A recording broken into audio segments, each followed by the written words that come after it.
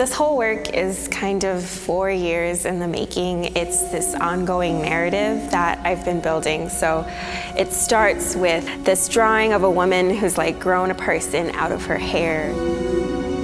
That was kind of happening like in the middle of the pandemic, right? When everything was going crazy and we were all just stuck with ourselves and just all these terrible things were happening like in the world around us. And she kind of just wants to check out, right? She wants to escape into this other reality. And so she gets an opportunity to do so in this new world that is just her and duplicates of her.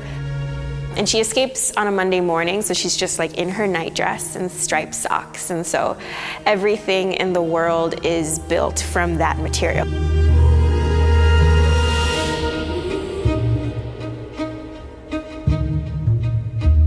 So here we see so many tiny little duplicates, and they're busy with their lives, and they're trading socks, and they're hoarding hair, and they're jumping and hurting each other and fighting, and they're all kind of pointing towards this very central figure who's also, one of the titles of the show.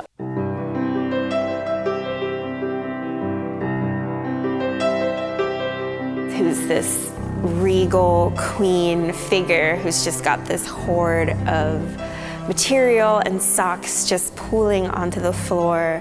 And I hope at least the question that maybe you'd start to ask is, how does she get all these socks, right?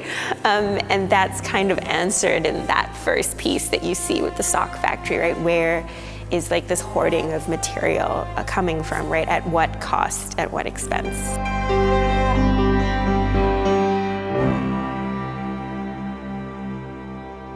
So everything you see, all the characters is the same character, just duplicates of her, and they're all kind of fighting for power or their place in this world in some way. But for me, it was really important that they were all the same character because this is a fairy tale.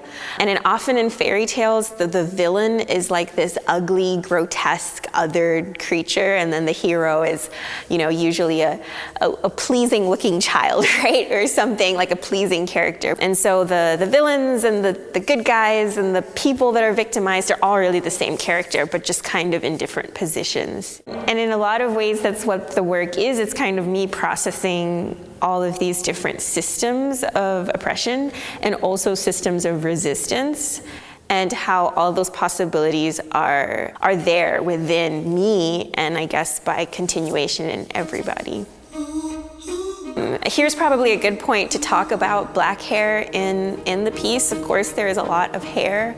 And for me, the hair is this creative, powerful force. It's kind of like a force of nature almost, right? It's a character in and of itself. It has a mind of its own.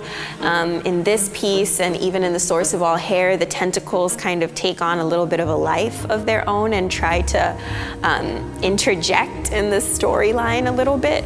And so that to me is black hair is like this powerful metaphor of confrontation, but also comfort, right? If you are a black person, like seeing yourself represented is really important, but it can also be confrontational, and black hair is political.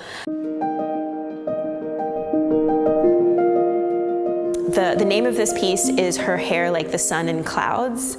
And I think that in comparison to all the other pieces, which are very, material focused or stressed or fighting for power or kind of playing these games in some ways with each other, she is the character that perhaps has maybe found another way or found a way to perhaps rise above.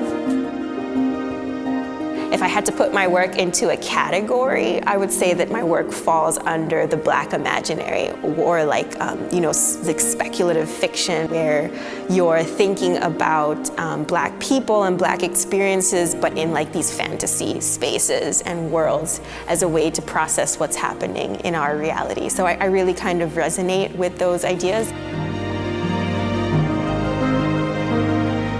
And so for me, there's something really surprising about seeing like a drawing, like seeing a pen drawing at a monumental scale. It kind of like switches your relationship to what a drawing should be.